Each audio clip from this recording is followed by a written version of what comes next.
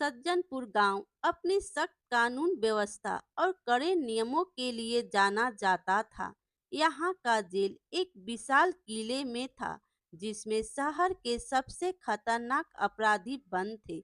लेकिन पुलिस और प्रशासन के कड़े बर्ताव के बावजूद मान्या ने सबके नाक में दम करके रखा था। एक दिन मान्या कुर्सी पर बैठा हुआ था, तभी एक कैदी झाड़ू मारते हुए उसके पास आता है। तो मान्या उसे कहता है, तुझे दिखता नहीं क्या कि मैं यहाँ पर चुपचाप बैठा हूँ? जा वहां से झाड़ू मार चल। तो वह कैदी कहता है, नहीं जाऊंगा। क्या करेगा? तो मान्या कहता है, तू किससे बात कर रहा है, यह तुझे पता है ना? फिर वह कैदी कहता है, हाँ, गली के कामचोर बिल्ले से। फिर मान्या कहता है, अपनी जुबान संभाल, समझा? मान्या के बुरे बर्ताव के कारण सब परेशान थे। कैद खाने में बाकी कैदी भी थे, लेकिन मान्या का स्वभाव उन सबसे काफी भयंकर और गर्म था। दिन भर चोरी करना, लोगों को परेशान करना उसका शौक था, जिसके चलते आज वह सज्जनपुर थाने में कैद था। अपनी जिंदगी अपनी शर्तों पर जीने वाला मान्या जल्द से जल्द अपनी कैद से छुटकारा पाना चाहता था। फिर एक दिन किशन नाम का व्यक्ति मान्या से मिलने आता है। कैसा है मान्या? मैं यहाँ ठीक नहीं हूँ किशन। यहाँ की बंद दीवारों में मेरा दम घुटता है। मैं कुछ नहीं जानता, तू कुछ भी कर, लेकिन मुझे यहाँ से बाहर निकाल। फिर किशन कहता है, मैं तेरी परेशानी समझता हूँ मान्या, लेकिन मुझे थोड़ा समय दे। मैं जल्दी ही तुझे यहाँ से बाहर निकालूंगा। मेरा प्लान भी रेडी है, बस उसके लिए तुझे थोड़ा सब्र दिखाना होगा। फिर मान्या कहता है, प्लान? कैसा प्लान? बताता हूँ। किशन अपनी धीमी आवाज में मान्या को अपना सारा प्लान बता रहा था। वह प्लान सुनकर मान्या खुश हो गया। अचानक एक दिन जेल के आधे से ज्यादा कैदी बीमार पड़ गए कि उन सबको एक साथ अस्पताल में भर्ती करना पड़ा। फिर जेलर साहब कहते हैं, यह सब क्या चल रहा है? हमारे जेल में अचानक 100 कैदी बीमार कैसे पड़ गए? फिर कांस्टेबल कहता है, दरअसल बात यह है सर कि जो खाना कैदियों को मिलता है उसकी गुणवत्ता काफी खराब है, जिसके कारण उन्हें फूड पॉइजनिंग का शिकार होना पड़ा। फिर जेलर साहब कहते हैं, देखो, मैं यह सब नहीं जानता। एक साथ इतने कैदियों की हालत खराब होना मतलब डिपार्टमेंट का नाम खराब होना। आइंदा ऐसी गलती नहीं होनी चाहिए, समझे? फिर कांस्टेबल कहता है, जी सर। एक तरफ पुलिस पर जिम्मेदारी का बोझ बढ़ रहा था और दूसरी तरफ मान्या गुस्से से आग बबूला हो रहा था। तुम्हारा दिमाग तो ठिकाने पर है न किशन? कल इतना बड़ा कांड किया हमने, तो कल तुमने मुझे यहाँ से बाहर क्यों नहीं निकाला? फिर किशन कहता है, देखो, मैं जानता हूँ कि तुम नाराज हो, लेकिन पुलिस की कड़ी निगरानी के कारण मैं तुम्हें यहाँ से बाहर नहीं निकाल पाया। तो फिर मैं यहीं सड़ता रहूं? नहीं, मैं ऐसा होने नहीं दूंगा। वो कैसे? वक्त आने पर सब समझ में आ जाएगा। बस अब तुम्हें बाकी कैदियों को पुलिस के विरुद्ध भड़काना है और उस रसोई वाले रामू को जेल से बाहर निकालना है। किशन के कहने पर मान्या ने सभी कैदियों को पुलिस के खिलाफ कर दिया था और रामू को जेल से बाहर निकालने की साजिश रची। मान्या के कहने पर सारे कैदियों ने पुलिस के विरुद्ध नारेबाजी शुरू की और नारेबाजी करने लगे, नहीं चलेगा, कैदियों पर जुल्म नहीं चलेगा, हमारी मांगे पूरी करो, काम चोर रामू को जेल से हटा दो। फिर जेलर साहब कहते हैं, यह सब क्या तमाशा है? तो मान्या कहता है, देखा भाइयों, एक तो सारे कैदियों के खाने के बांदे कर दिए हैं और ऊपर से हमने किसी के खिलाफ आवाज क्या उठाई? तो हमसे ही सवाल पूछे जा रहे हैं। सही बात है, बिल्कुल सही कहा।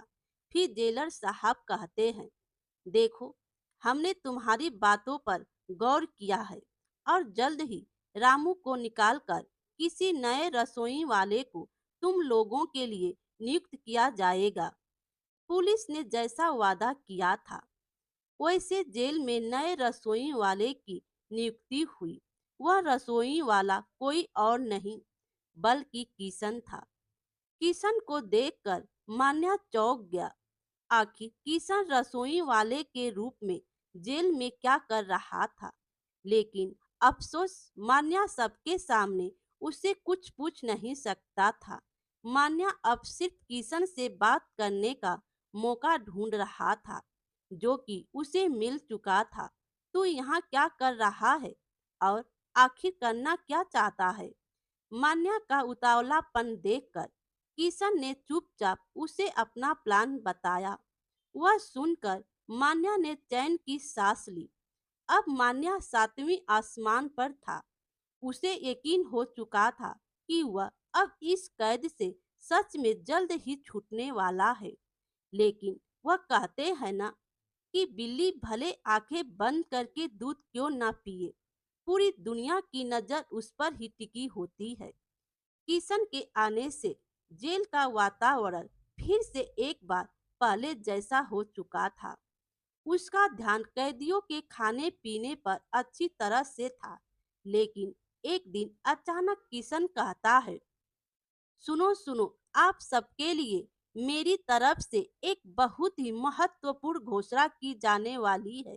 फिर कैदी कहते हैं, घोषणा किस बात की? फिर किशन कहता है, अरे भाई, बता रहा हूँ, जरा सब्र रखो। तो कल अपने सज्जनपुर के थाने की 100वीं वर्षगांठ है, जिसकी वजह से कल आप सबके लिए खास मेजबानी की जाने वाली है। फिर एक कैदी कहता है, बजाओ ताली, इतनी खास मेजबानी? लेकिन इस मेजबानी में होगा क्या? दाल चावल के साथ एक गुलाब जामुन की कटोरी। सही कहा। फिर किशन कहता है, नहीं नहीं, इस बार कोई गुलाब जामुन की कटोरी नहीं होगी, बल्कि किशन स्पेशल नूडल्स बनाने वाला है। फिर कैदी कहता है, वाह वाह, सज्जनपुर थाने के सुनहरे दिन आ गए। अगले दिन किशन के कहे अनुसार सज्जनपुर जेल में वर्धापन दिन का उत्सव शुरू हुआ। सज्जनपुर जेल में वहाँ के जेलर कर्मचारी और वहाँ के बड़े बड़े अफसर मौजूद थे और कैदी जन गण मन एक साथ गा रहे थे। बड़े बड़े पुलिस अफसर सज्जनपुर की यादों को ताजा कर रहे थे। आज बड़ा ही खास दिन है, क्योंकि हमारे सज्जनपुर जेल की 100वीं वर्षगांठ है। मुझे आज भी याद कि जब मैं इस सज्जनपुर जेल में पहली बार आया था, तो यहाँ के सख्त कायदे कानून से वाकिफ था। इसीलिए मैं चाहता था कि अपने जीवन के कार्यकाल में एक बार इस जेल का हिस्सा जरूर बनूं, जिसका मौका मुझे मिला भी। वैसे तो मैंने कई जेलों में काम किया है, लेकिन सच तो यह सज्जनपुर जैसी बात कहीं और नहीं। यहाँ न जाने कितने गुंडे अपराधी आते हैं, लेकिन यहाँ से अपनी सजा पूरी होने के बाद वो गुंडे मवाली नहीं करते। वो यहाँ से अपना परिवर्तन करके बाहर की दुनिया में शामिल हो जाते हैं। और मुझे इस बात पर बहुत गर्व है। अफसर की बात सुनकर सबके चेहरे पर मुस्कान छा गई। सब अपनी बातों में व्यस्त थे। तभी एक पुलिस अफसर की नजर किशन पर पड़ी। वह सबसे छुपकर रसोई में कुछ कर रहा था। दरअसल किशन अपने हाथों से बने नूडल्स में कुछ मिला रहा था। फिर पुलिस अफसर कहता है, तुम यहाँ क्या कर रहे हो किशन? अफसर की आवाज सुनकर किशन गड़बड़ा गया। उसे डर था कि उसकी चोरी कहीं पकड़ी ना गई हो। क्या हुआ किशन? तुम्हारे चेहरे का रंग मुझे देखकर उड़ क्यों गया? फिर किशन कहता है, नहीं, ऐसी कोई बात नहीं है साहब। वो आपकी आवाज अचानक कान में पड़ी ना, तो मैं थोड़ा डर गया। फिर पुलिस ऑफिसर कहते हैं, ठीक है, जल्दी से सबके खाने का इंतजाम करो। पुलिस अफसर की बात सुनकर किशन की जान में जान आ गई। वह चुपचाप अपना काम निपटा कर बाहर सबके बैठने का इंतजाम करने निकला। थोड़ी देर बाद सारे इंतजाम करके किशन ने सारे कैदियों को अपने हाथ से बने खास नूडल परोसे। किशन और मान्या का षड्यंत्र सफल होने के कगार पर था, लेकिन अजीब बात थी, बहुत देर बाद भी किसी को कुछ नहीं हुआ। सब अपनी मौज में नूडल्स का आनंद ले रहे थे। और तभी मान्या किशन से कहता है, यह सब क्या हो रहा है किशन? कोई यहाँ पर बेहोश क्यों नहीं हो रहा? यही बात तो मुझे भी समझ में नहीं आ रही।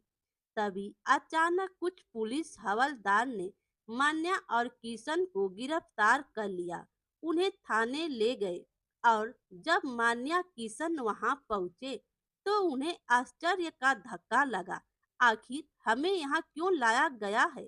फिर पुलिस अफसर कहते हैं, या तुम पूछ रहे हो? शर्म नहीं आती तुम दोनों को? फिर मान्या कहता है, हम दोनों को? देखिए, मेरा और इसका कोई संबंध नहीं है।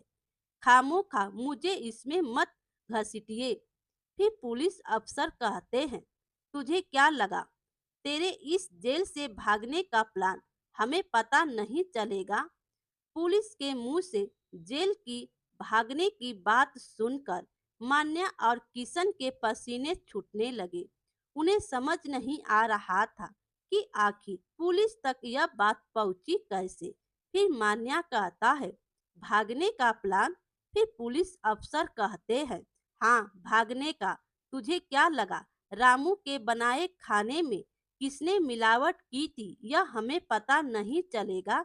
जिस दिन कांड हुआ उस दिन हमारी नजर तुम पर थी मान्या, क्योंकि तुम्हारे आने के बाद ही यह तमाशे शुरू हुए थे।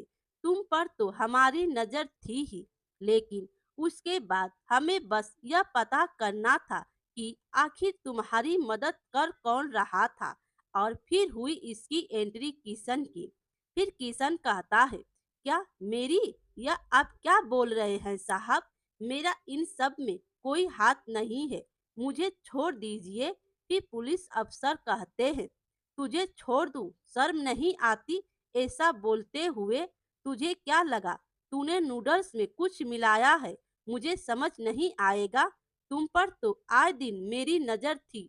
मैं जानता हूँ कि तुम्हारे कहने पर ही मान्या ने रामू के बनाए खाने में मिलावट की थी, ताकि रामू को काम से निकालकर तू यहाँ पर आ जाए और अपने इस घटिया दोस्त को यहाँ से भगा कर ले जाए। पुलिस के मुंह से खुद का प्लान सुनकर किशन की बोलती बंद हो चुकी थी। उसकी पोल खुल चुकी थी और अब उनके पास पछतावे के अलावा और कुछ नहीं था। इस घिनौनी हरकत की वजह से उन्हें और कड़ी से सजा सुनाई गई, जिसके अनुसार उनके सज्जनपुर से कहीं दूर किसी कोठरी में भेजा गया। आखिरकार किशन और मान्या को अपने कर्मों का फल मिल ही गया।